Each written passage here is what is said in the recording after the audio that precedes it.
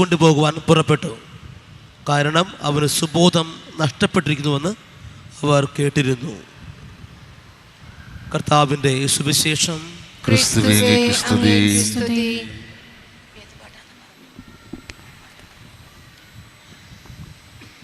ഈശോയിൽ സ്നേഹമുള്ളവരെ, ഇപ്പോൾ ഈശോയ്ക്ക് സുബോധം നഷ്ടപ്പെട്ടു എന്നുള്ള ആരോപണമാണ്. ബന്ധുക്കൾ തന്നെയാണത് പറയുന്നത്. ഇന്നത്തെ സുവിശേഷത്തിൽ അത് ആകെ 2 വചനമാണ്. മർക്കോസ് 3:20-21. ഈശോയ്ക്ക് സുബോധം നഷ്ടപ്പെട്ടു. അതിനൊരു കാരണം, ഇമ്മീഡിയറ്റ് റീസൺ അവർ കാണുന്നത് ഭക്ഷണം കഴിക്കാൻ പോലും ആ പാവത്തിന് സമയമില്ല. അതിന് മുന്നേ നമ്മൾ ചിന്തിക്കുന്ന ഒരു കാര്യമാണ് 2-ാമത്തെ അധ്യായം, മർക്കോസിൻ്റെ സുവിശേഷം 2-ാം അധ്യായം.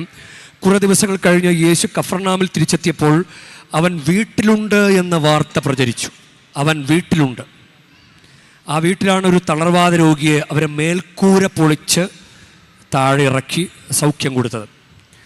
അപ്പോൾ അത് ഈശോയുടെ വീടാണത്. ഈശോയുടെ വീടിൻ്റെ മേൽക്കൂര പൊളിച്ചു. അപ്പോൾ പിന്നെ ബന്ധുക്കൾ വെറുതെ അവർ പറയില്ലേ, ഇവന് ബോധം പോയി, ഇവന് ഭ്രാന്താണ് എന്ന് പറയും. ഇത് സ്നാപക യോഹന്നാനെക്കുറിച്ചും പറയുന്നുണ്ട്. ലൂക്കായുടെ സുവിശേഷം 7-ാം അധ്യായം 33-ാമത്തെ വാക്യത്തിൽ, യോഹന്നാൻ അപ്പം ഭക്ഷിക്കാത്തവനും വീഞ്ഞു കുടിക്കാത്തവനുമായി വന്നു, അവനെ പിശാച് ബാധിച്ചിരിക്കുന്നുവെന്ന് നിങ്ങൾ പറയുന്നു. അപ്പം ഈശോയുടെ ഭക്ഷണം യഥാർത്ഥത്തിൽ അങ്ങനെ ഒരു വചനമുണ്ട്. എന്താണ് ഈശോയുടെ ഭക്ഷണം? ഈശോയുടെ ഭക്ഷണം അത് യോഹന്നാൻ്റെ സുവിശേഷം 3-ാം അധ്യായം 34-ാം അധ്യായം, യോഹന്നാൻ 4:34. യോഹന്നാൻ 4:34 യേശു പറഞ്ഞു, എന്നെ അയച്ചവൻ്റെ ഇഷ്ടം പ്രവർത്തിക്കുകയും അവൻ്റെ ജോലി പൂർത്തിയാക്കുകയുമാണ് എൻ്റെ ഭക്ഷണം. എന്നെ അയച്ചവൻ്റെ ഇഷ്ടം പ്രവർത്തിക്കുകയും അവൻ്റെ ജോലി പൂർത്തിയാക്കുകയുമാണ് എൻ്റെ ഭക്ഷണം. അപ്പോൾ ഈശോയ്ക്ക് ദൈവഹിതം എന്നുള്ള ഒരു സംഭവമുണ്ട്. അതങ്ങനെ നിൽക്കുന്നത് കൊണ്ട് ഈശോ തൻ്റെ ശുശ്രൂഷകളിൽ ഇങ്ങനെ വ്യാപൃതനായി നിൽക്കുകയാണ്. ഭക്ഷണം കഴിക്കാൻ പോലും മറന്നുപോയി. ഭക്ഷണം കഴിക്കാൻ സാധിക്കുന്നില്ല. ഇത് ഇങ്ങനെ ചത്തുകിടന്ന് ശുശ്രൂഷ ചെയ്യുന്നത് കണ്ടിട്ടാണ് ബന്ധുക്കൾ പറയുന്നത് സുബോധം നഷ്ടപ്പെട്ടു. ഇങ്ങനെയൊക്കെ വല്ലവരും ചെയ്യുമോ? കുറച്ച് നേരം വല്ലതൊക്കെ ഭക്ഷണമൊക്കെ കഴിക്കണ്ടേ എന്നുള്ള രീതിയിൽ. അത് അങ്ങനെ നമ്മൾ ധ്യാനിച്ചു കഴിഞ്ഞാൽ നമ്മൾ ഈശോയ്ക്ക് എന്തിനെക്കുറിച്ചാണ് ഭ്രമം? നമുക്കറിയാം, ദൈവപിതാവിന് ഇഷ്ടം നിറവേറ്റണം. ഇല്ല, മനുഷ്യരുടെ പാപം പോക്കാൻ വേണ്ടിയിട്ടും മനുഷ്യരൂപം സ്വീകരിച്ച ഭൂമിയിലേക്ക് വന്നു. അനുസരണ ഉണ്ടായി അവസാനം വരെ. എല്ലാം ദൈവഹിതം. അതാണ് അങ്ങനെ ചങ്ക് പൊട്ടി പ്രാർത്ഥിക്കുമ്പോൾ പോലും കഴിയുമെങ്കിൽ ഈ പാനപാത്രം നീങ്ങിപ്പോകട്ടെ, എങ്കിലും എൻ്റെ ഇഷ്ടമല്ല അങ്ങയുടെ ഇഷ്ടം നിറവേറട്ടെ എന്ന് ഈശോ ഗെത്സമേൻ തോട്ടത്തിൽ പ്രാർത്ഥിക്കുന്നത് ദൈവത്തിൻ്റെ ഇഷ്ടം. ദൈവത്തിൻ്റെ ഇഷ്ടത്തോടുള്ള ക്രൈസ്, ഭ്രമം. എന്താണ് ഭ്രമം എന്ന വാക്യം? ഒരു വിഷയത്തോടുള്ള അതിയായ ആഗ്രഹം, ഒരു വിഷയത്തോടുള്ള അതിയായ ആഗ്രഹം. അപ്പോൾ ഈശോ നമുക്ക് കാണിച്ചു തരുന്നൊരു കാര്യമാണ്, ദൈവപിതാവിൻ്റെ ഇഷ്ടം നിറവേറ്റാൻ അതിനു വേണ്ടിയിട്ടുള്ള ആഗ്രഹമാണ് ഈശോയ്ക്ക് ഉള്ളത്. അപ്പോൾ നമുക്ക് ഈ മാതാവിൻ്റെ പള്ളിയിൽ വന്നിരിക്കുമ്പോൾ മറിയം വളരെ ക്രൈസിയാണ് ദൈവത്തോട്. അതുകൊണ്ടാണല്ലോ മറിയം, ഇതാ കർത്താവിൻ്റെ ദാസി, നിന്റെ വാക്യം നിറവേറട്ടെ എന്ന് പറഞ്ഞത്. അങ്ങനെ 3-ാം വയസ്സ് മുതൽ ദേവാലയത്തിൽ സമർപ്പിക്കപ്പെട്ട് വചന പഠനങ്ങൾ നടത്തി. അങ്ങനെ മറിയം തന്നെ, ദൈവകൃപ നിറഞ്ഞവളെന്ന് സ്വർഗം വിളിക്കുന്ന മറിയം തന്നെ സ്വയം തീരുമാനം പറയുകയാണ്, ഇതാ കർത്താവിൻ്റെ ദാസി. ചിലപ്പോൾ നമ്മളായിരുന്നെങ്കിൽ അങ്ങനെ ഒരു തീരുമാനം നമുക്ക് പറയാൻ പറ്റുമോ? നിന്റെ വാക്കിന് നിറവേറട്ടെ, നീ പറഞ്ഞോ, ഞാൻ എല്ലാം ചെയ്തോളാം. കാരണം ദൈവമെന്ന സംഭവം അത് വിലയുള്ളതായിട്ട് കാണുമ്പോഴാണ് അതിനെ നേടിയെടുക്കാൻ വേണ്ടിയിട്ടുള്ള ഒരു ഭ്രമം, ക്രൈസ് ആകുന്നത്. അതാണ് അങ്ങനെ ഒരു അത് നമ്മൾ ധ്യാനിക്കേണ്ട ഒരു കാര്യമാണ്. ക്രൈസ്, നമ്മൾ ക്രൈസിയാണോ? ഈശോയ്ക്ക് വേണ്ടിയിട്ട് നമ്മൾ ക്രൈസിയാണോ? ഈശോയ്ക്ക് വേണ്ടിയിട്ട് നമ്മൾ പലതും, ഇപ്പം ഞായറാഴ്ചയൊക്കെ കുർബാനയ്ക്ക് പോകാതിരുന്നാൽ ക്രൈസിയാണോ?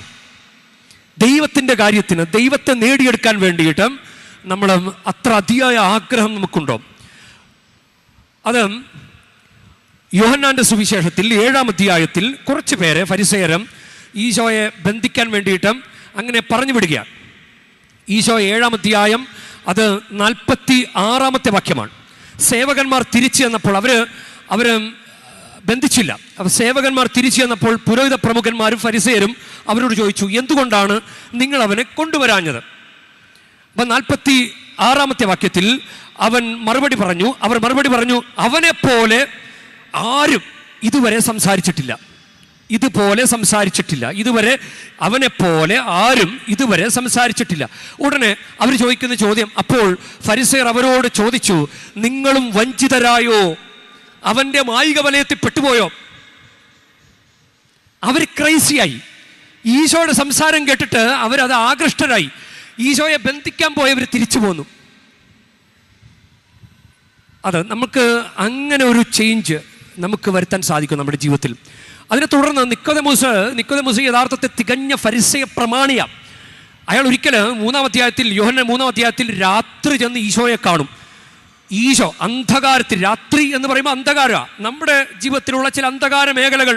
അപ്പോൾ പ്രകാശമായ ഈശോയാണ് അയാൾ കാണുന്നത്. പ്രകാശമായ ഈശോയെ കാണുമ്പോൾ അയാളുടെ ജീവിതത്തിൽ വെളിച്ചം കിട്ടുന്നുണ്ട്. ആ വെളിച്ചം കിട്ടിയ ആള് പിന്നെ ആ നിക്കോദെമോസിനോടാണ് ആത്മാവിൽ വീണ്ടും ജനിക്കണമെന്നൊക്കെ പറയുന്നത്. അങ്ങനെ ആത്മാവിൽ ജനിച്ചു കഴിഞ്ഞപ്പോൾ അയാൾക്ക് കിട്ടിയ ബോധ്യമാണ്, പിന്നെ നമ്മൾ ഈശോയ്ക്ക് വേണ്ടി സംസാരിക്കും, ഈശോയ്ക്ക് വേണ്ടി എന്തെങ്കിലും ചെയ്യും. അതാണ് അവർ തിരിച്ചു പോകുന്നത്, ഈശോയെ ബന്ധിക്കാതെ തിരിച്ചു പോകുന്നത്. അപ്പോൾ അത് 45, 46, 47 വചനങ്ങളാണെങ്കിൽ 51-ാമത്തെ വാക്യത്തിൽ, 50-ാം വാക്യത്തിൽ, മുമ്പൊരിക്കൽ യേശുവിൻ്റെ അടുക്കൽ പോയവനും അവരിൽ ഒരുവനുമായ നിക്കോദെമോസ് അപ്പോൾ അവരോട് ചോദിച്ചു. 51-ാമത്തെ വാക്യം, യോഹന്നാൻ 7:51, ഒരുവന് പറയാനുള്ളത് ആദ്യം കേൾക്കാതെയും അവൻ എന്താണ് ചെയ്തതെന്ന് അറിയാതെയും അവനെ വിധിക്കാൻ നമ്മുടെ നിയമം അനുവദിക്കുന്നുണ്ടോ?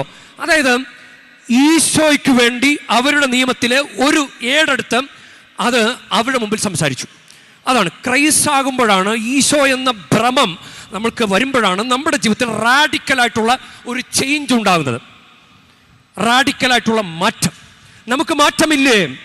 ദൈവത്തിൻ്റെ ഇഷ്ടത്തിനനുസരിച്ച് ജീവിതത്തെ ക്രമീകരിക്കാൻ നമുക്ക് സാധിക്കുന്നില്ലെങ്കിൽ ദൈവത്തോടുള്ള ക്രൈസ് നമുക്കുണ്ടായിട്ടില്ല. ഈശോ കാണിച്ചു തരുന്നത് പിതാവായ ദൈവത്തോട് ഈശോ ക്രൈസിയാണ്. നമുക്ക് ഈശോ അത് സ്വത്തായി മാറണം. ഈശോ എന്ന് സ്വത്തായി മാറുന്നോ അന്ന് മാത്രമാണ് നമ്മൾ അനുഗ്രഹിക്കപ്പെടുക. അത് നമുക്ക് മനസ്സിലാവും. വിശുദ്ധ ഗ്രന്ഥത്തിലൂടെയൊക്കെ കടന്നു പോകുമ്പോൾ ഒരു സ്ത്രീ ഇങ്ങനെ വിളിച്ചു പറയും. ലൂക്കായുടെ സുവിശേഷം 11-ാം അധ്യായം 27-ാം വാക്യത്തിലാണ്, അവനിത് അരുളി ചെയ്തുകൊണ്ടിരിക്കുമ്പോൾ ജനക്കൂട്ടത്തിൽ നിന്ന് ഒരു സ്ത്രീ ഉച്ചത്തിൽ വിളിച്ചു പറഞ്ഞു, നിന്നെ വഹിച്ച ഉദരവും നിന്നെ പാലൂട്ടിയ മുലകളും ഭാഗ്യമുള്ളവ. ഇത് പറയാൻ, അത് സമൂഹത്തിൽ നിന്ന് ഒരു സ്ത്രീ വിളിച്ചു പറയാൻ, അത് പ്രതിബന്ധങ്ങളെ ഒന്നും വകവയ്ക്കാതെ അങ്ങനെ പറയാൻ, അത് ഈശോയോടുള്ള ഭ്രമമാണ്. ഈശോയുടെ ഭ്രമം. നമ്മൾ വെറോനിക്ക, ബൈബിൾ ഇല്ലാത്തൊരു കഥാപാത്രമാണ് വെറോനിക്ക. കുരിശിൻ്റെ വഴിയിൽ 6-ാം സ്ഥലത്ത് അവർ പട്ടാളക്കാരുടെ മധ്യത്തിലൂടെ അവൾ ഈശോയെ സമീപിച്ചു. സ്നേഹം പ്രതിബന്ധം അറിയുന്നില്ല. ഇത് ഈശോയുള്ള ക്രൈസാണ്. അപ്പം അവളോട് ആ സ്ത്രീയോട് ഈശോ പറയുകയാണ്, ദൈവവചനം കേട്ട് അത് പാലിക്കുന്നവരാണ് കൂടുതൽ ഭാഗ്യവാന്മാർ. അപ്പോൾ അതാണ് ദൈവം ഈശോ കാണിച്ചിരുന്നതാണ്, എൻ്റെ പിതാവിൻ്റെ ഇഷ്ടം നിറവേറ്റുകയാണ് എൻ്റെ ഭക്ഷണം. മറിയം പറഞ്ഞത് എന്താ? ഇതാ കർത്താവിൻ്റെ ദാസി, നിന്റെ വാക്ക് എന്നെ നിറവേറട്ടെ. യോഹന്നാൻ 15:7, നിങ്ങൾ എന്നിൽ വസിക്കുകയും എൻ്റെ വാക്ക് നിങ്ങൾ നിലനിൽക്കുകയും ചെയ്താൽ ഇഷ്ടമുള്ളത് ചോദിച്ചുകൊള്ളുക, നിങ്ങൾക്ക് ലഭിക്കും. അപ്പം പരിശുദ്ധാത്മാവിൻ്റെ ഒരു പ്രത്യേക നിറവുണ്ടെങ്കിൽ നമുക്കിത് ചെയ്യാൻ പറ്റും. പരിശുദ്ധാത്മാവ് നിന്റെ മേൽ വരും എന്ന് പറഞ്ഞു കഴിഞ്ഞ ഉടനെയാണ് മറിയം പറഞ്ഞത്, ഇതാ കർത്താവിൻ്റെ ദാസി. ദൈവമേ, നീയാണ് എൻ്റെ സ്വത്തെന്ന് പറയാൻ സാധിക്കണമെങ്കിൽ പരിശുദ്ധാത്മാവിൻ്റെ നിറവ് നമുക്ക് വേണം. ഈശോയിൽ ജ്ഞാനസ്നാനം സ്വീകരിച്ച് ഈശോ പരസ്യ ജീവിതം ആരംഭിക്കുമ്പോൾ അങ്ങനെ തുടങ്ങിയ ഈശോ ആത്മാവിൽ നിറഞ്ഞാണ് ഇങ്ങനെ ഭക്ഷണം പോലും വകവയ്ക്കാതെ മറ്റുള്ളവരെ ഇവന് സുബോധം നഷ്ടപ്പെട്ടു എന്ന് പറയത്തക്ക വിധത്തിൽ ദൈവവേല ശുശ്രൂഷ ചെയ്തുകൊണ്ടിരിക്കുന്നത്. അപ്പോൾ പരിശുദ്ധാത്മാവിൻ്റെ നിറവ് നമുക്ക് വേണം. നടപടി പുസ്തകം 2-ാം അധ്യായം അതിലും 13-ാമത്തെ വാക്യത്തിൽ ഇവരിങ്ങനെ പരിശുദ്ധാത്മാവ് നിറഞ്ഞ ഭാഷാവരത്തിൽ സ്തുതിക്കുകയും പ്രാർത്ഥിക്കുകയും ചെയ്യുന്ന കാണുമ്പോൾ ആളുകൾ പറയുകയാണ്, എന്നാൽ മറ്റു ചിലർ പരിഹസിച്ച് പറഞ്ഞു, പുതുവീഞ്ഞു കുടിച്ച് അവർക്ക് ലഹരി പിടിച്ചിരിക്കുകയാണ്, ഇവർക്ക് ഭ്രാന്തായിരിക്കുകയാണ്. അങ്ങനെ പറയാൻ ആളുകൾ പറയുന്നുണ്ടെങ്കിൽ അതിൻ്റെ അർത്ഥം ഇത് കൃത്യമായൊരു ക്രൈസ് അവിടെ ഉണ്ടായിട്ടുണ്ട്. ക്രൈസ്, ദൈവത്തോടുള്ള ക്രൈസ്, ആത്മാവിൽ നിറഞ്ഞ. അതുകൊണ്ടാണ് തള്ളിപ്പറഞ്ഞ പത്രോസ് പിന്നെ ഈശോ ഏറ്റുപറയുന്നത്. ഇത് നമുക്കങ്ങനെ മഗ്ദലന മറിയം പാപിനിയായ സ്ത്രീ എന്ന് വ്യാഖ്യാനിക്കുന്നുണ്ട്. യോഹന്നാന്റെ സുവിശേഷം 20-ാം അധ്യായത്തിൽ അതിരാവിലെ ഇരുട്ടായിരിക്കുമ്പോൾ തന്നെ ഒരു സ്ത്രീ കല്ലറയിലേക്ക് പോയി. എങ്ങനെ പറ്റും? അത് ക്രൈസി ആയതുകൊണ്ടല്ലേ. ഓടി ശിഷ്യന്മാരോട് എന്ന് പറയുന്നു. പിന്നീട് അത് 15-ാമത്തെ വാക്യത്തിൽ പറയാണ്, തോട്ടക്കാരനാണെന്ന് വിചാരിച്ച് ഈശോയോട് തന്നെ പറയാണ്, പ്രഭോ, അങ്ങ് എവിടെയാണ് ഈശോയുടെ ശരീരം വെച്ചിരിക്കുന്നത്? എന്നോട് പറ, ഞാൻ എടുത്തോണ്ട് പോയിക്കോളാം. ഒരു സ്ത്രീ എന്തുകൊണ്ടാണ് അങ്ങനെ പറയുന്നത്? അത്രയും ക്രൈസി, ഭ്രമം, ഈശോയോടുള്ള ഭ്രമം. നമ്മൾ ഒന്ന് ഓരോ കാര്യങ്ങളും ചിന്തിച്ച്, നമ്മുടെ ബൈബിളിലുണ്ട് ഈശോ വളരുന്നതിന് ഈശോയുടെ അസൂയ മൂലം ഭ്രാന്തായവരുണ്ട്. അതാണ് കാല് കഴുകിക്കൊണ്ടിരിക്കുമ്പോൾ തൈലാഭിഷേകം, യോഹന്നാന്റെ സുവിശേഷം 12-ാം അധ്യായത്തിൽ കാല് കഴുകിക്കൊണ്ടിരിക്കുമ്പോൾ ഇങ്ങനെ യൂദാസ് പറയുന്നുണ്ട്, ഇത് പാവപ്പെട്ടവർക്ക് വിറ്റ് കൊടുക്കാമായിരുന്നില്ലേ? അവൻ എന്തുകൊണ്ടാണ് പറഞ്ഞത്? പണസഞ്ചി അവൻ്റെ കയ്യിലായിരുന്നു, അതിൽ നിന്ന് വീഴുന്നത് അവൻ എടുത്തിരുന്നത് കൊണ്ടാണ്. അവന് നാശം എന്താ? ഈശോ ജനിക്കുന്ന വാർത്ത കേട്ട് പൂജരാജാക്കന്മാർ വന്നപ്പോൾ കൊട്ടാരത്തിൽ, ഹെറോദസിന്റെ കൊട്ടാരത്തിൽ കയറിയപ്പോൾ ഹെറോദസ് അസ്വസ്ഥനായി. അവരുടെ അന്ത്യം എന്താ? ഈശോയ്ക്കെതിരായിട്ട് ഭ്രാന്ത് പിടിച്ചവരും, ഈശോയ്ക്ക് വേണ്ടിയിട്ടല്ലാത്ത ഭ്രാന്ത്, ഈശോയ്ക്ക് വേണ്ടിയിട്ടല്ലാത്ത ഭ്രമം, അത് അപകടമാണ്. ഈശോയ്ക്ക് വേണ്ടിയിട്ടല്ലാത്ത ഭ്രമം, മദ്യപാനത്തോടുള്ള ഭ്രമം, വ്യഭിചാരത്തോടുള്ള ഭ്രമം, ലോകാരൂപിയോടുള്ള ഭ്രമം, അത് അബദ്ധം. ഈശോയ്ക്ക് വേണ്ടി, ഈശോയോട് നിങ്ങൾക്കൊരു സ്നേഹം ഉണ്ടെങ്കിൽ നിങ്ങളെ വിശുദ്ധീകരിച്ച് വെച്ചിരിക്കുക. കുർബാന സ്വീകരണത്തിലൂടെ ഈശോയുടെ സാന്നിധ്യം നിങ്ങളിലുണ്ട്. സ്ഥൈര്യലേപനത്തിലൂടെ പരിശുദ്ധാത്മാവിന്റെ സാന്നിധ്യമുണ്ട് പ്രകടമായി. ജനിക്കുമ്പോൾ തന്നെ കത്തോലിക്ക സഭ പഠിപ്പിക്കുന്നത്, catechism of the catholic church 366-ാമത്തെ പാരഗ്രാഫാണെന്നാണ് ഞാൻ കരുതുക. അതിൽ ഭ്രൂണം രൂപപ്പെടുമ്പോൾ തന്നെ കാവൽ മാലാഖിയും തന്നിട്ടുണ്ട്. അപ്പൊ ഇതെന്തിനാ? അപ്പൊ നമ്മൾ ഇതൊക്കെ വെച്ചിട്ട്, ഈ ദൈവത്തിന്റെ കാവൽ മാലാഖയുടെ സാന്നിധ്യം, ഈശോയുടെ സാന്നിധ്യം, പരിശുദ്ധാത്മാവിന്റെ സാന്നിധ്യം, ഇതൊക്കെ വെച്ചിട്ട് നമ്മൾ ദൈവത്തിന് നിരക്കാത്തൊരു കാര്യം ചെയ്തുകൊണ്ടിരുന്നാൽ എന്ത് ഭ്രമം, എന്ത് ക്രൈസ്! അതാണ് പന്നിക്കൂട് വിട്ട ധൂർത്തപുത്രൻ തിരിച്ചു വന്ന എനിക്ക് അപ്പം മതി എന്ന് പറയുന്നതാണ് ക്രൈസ്. നല്ല കള്ളൻ കുരിശിൽ കിടന്നുകൊണ്ട് അങ്ങനെ ഓർക്കണമേ, അത് ക്രൈസാണ്. മറ്റവൻ ദുഷിച്ചു പറഞ്ഞു. അതുപോലെ നമ്മൾ നഷ്ടമാക്കുന്നുണ്ട്. ദൈവത്തെ വിലയുള്ളതായിട്ട് കാണാത്തത് കൊണ്ട് നമ്മൾ പല അനുഗ്രഹങ്ങളും നഷ്ടമാക്കുന്നുണ്ട്. ദൈവത്തെ വിലയുള്ളതായിട്ട് കാണും. നമ്മൾ കുർബാന അർപ്പിക്കുമ്പോഴും നമ്മൾ പ്രഖ്യാപിക്കുന്നത് ഈശോയുടെ മരണമാണ്. ഇവിടെ ഈശോ നമുക്ക് വേണ്ടി, പാപമില്ലാത്തവൻ നമുക്ക് വേണ്ടി പാപപരിഹാര ബലിയർപ്പിച്ചതിൻ്റെ ഓർമ്മയാണ്. മാതാവ് കുരിശിൻ ചവിട്ടി നിന്നതുപോലെ നിൽക്കുന്നതിൻ്റെ ഒരു അനുഭവമാണ് കുർബാനർപ്പണം. അതുപോലെയുള്ള അനുഭവമാണ് കുമ്പസാരക്കൂട്. ഇപ്പം അമ്മ ഒരു ഭക്ഷണം തന്നു. അപ്പം അമ്മയുടെ ഭക്ഷണത്തിൻ്റെ രുചി മാത്രമല്ല, വിശപ്പ് തീരുന്നത് മാത്രമല്ല, നമുക്ക് അമ്മയുടെ സ്നേഹം കൂടി കിട്ടും. അതാണ് കുമ്പസാരത്തിൽ മുട്ടുകുത്തുമ്പോൾ പാപമോചനം മാത്രമല്ല, നമ്മൾ ദൈവത്തെ ആരാധിക്കാം. മുട്ടുകുത്തി നിൽക്കുന്ന കുരിശിൻ്റെ ചുവട്ടില, ഡബിൾ ഇഫക്റ്റാ. അങ്ങനെ എത്ര ഫലങ്ങൾ പ്രകടമായിട്ട് കാണുന്നത്. ദൈവത്തെ ആരാധിക്കുകയും ചെയ്യുന്നു. അപ്പൊ ദൈവത്തോട് ക്രൈസ് ഉള്ളവരാണ് പാപുപേക്ഷിച്ചുള്ള ജീവിതം. കൂടെ കുമ്പസാരിക്കുക, കുർബാന സ്വീകരിക്കുക, ഇങ്ങനെയുള്ള കാര്യങ്ങൾ ചെയ്യുന്നത്. ഇപ്പൊ സ്കാഫ് ധരിച്ച കുർബാനയിൽ പങ്കെടുക്കണമെന്നത് അത് ദൈവത്തോടുള്ള ക്രൈസാ. ചില കുഞ്ഞുങ്ങൾ ചെറിയ ആദ്യ കുർബാന പോലും കഴിഞ്ഞിട്ടില്ല, അമ്മ എനിക്ക് സ്കാഫ് വേണം, അമ്മ എനിക്ക് പള്ളി പോകണം, എനിക്ക് സ്കാഫ് വേണം എന്ന് പറഞ്ഞിട്ട് ചില പിള്ളേര് ഓട്ട പോയി ആകണം. അപ്പൊ നമ്മളൊന്ന് ചിന്തിക്കുക, എവിടെയാണ് നമ്മൾ അനുഗ്രഹിക്കപ്പെടാത്തത്? ദൈവത്തോടുള്ള ക്രൈസ് ഉള്ളവരാണ് ജീവിതത്തിൽ എന്തെങ്കിലും മാറ്റം വരുത്തിയിട്ടുള്ളത്, ഈശോയ്ക്ക് വേണ്ടി സംസാരിച്ചിട്ടുള്ളത്, ഈശോയ്ക്ക് വേണ്ടി എന്തെങ്കിലും ചെയ്തിട്ടുള്ളത്. നമുക്കതുകൊണ്ട് ആത്മാവിൻ്റെ നിറവിന് വേണ്ടി നമുക്ക് പ്രത്യേകം പ്രാർത്ഥിക്കാം. അതാണ് അവർ ലഹരി പിടിച്ചിരിക്കുകയാണെന്ന് പറഞ്ഞാൽ ആത്മാവ് നിറഞ്ഞവരാണ് ഇങ്ങനെ ക്രൈസായി മാറിയിട്ടുള്ളത്. നമുക്ക് അത് സാധിക്കട്ടെ. നമ്മളെ ആരാണ് ഡോമിനേറ്റ് ചെയ്യുന്നത്? മദ്യപാനാസക്തി ആണോ? അല്ലെങ്കിൽ ഗലാത്യർക്ക് ഏത് ലേഖനത്തിൽ പറയാണ്, ഇങ്ങനെ വ്യഭിചാരം, മദ്യാസക്തി, മദ്യപാനം, ഇങ്ങനെ കുറേ കാര്യങ്ങളോടത്ത് ദൈവാത്മാവ് പ്രവർത്തിക്കാല എന്ന് പറയുന്നുണ്ട്. അപ്പം നമ്മൾ എന്താണ് ഡോമിനേറ്റ് ചെയ്യുന്നത്? ദൈവത്തിൻ്റെ ആത്മാവാണോ ദുരാത്മാവാണോ? ദൈവത്തിൻ്റെ ആത്മാവിറങ്ങി വന്നു, മനുഷ്യർക്കുമേൽ ആവസിച്ചു. ദൈവത്തിൻ്റെ ആത്മാവിറങ്ങി വന്നു, മനുഷ്യർക്കുമേൽ ആവസിച്ചു. നിറയണമേ നിറയണമേ പരിശുദ്ധാത്മാവേ നിറയണമേ. ഒന്ന് ചേർന്ന് പാടിക്കേ.